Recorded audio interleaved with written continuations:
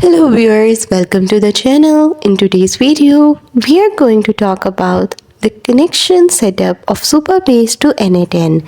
The process is quick and simple. You have two methods. The one is PostgreSQL method and the second one is HTTP requested method. You can use any of them.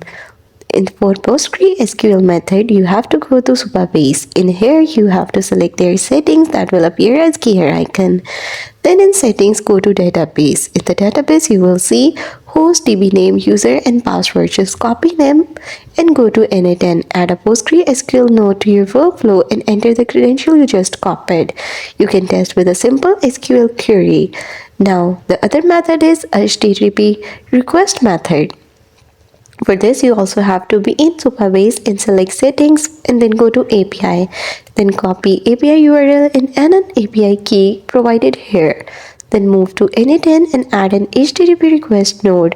Set the meta to guest or post depending on your user case and use your Supabase REST endpoint, for example, the mentioned link in this video.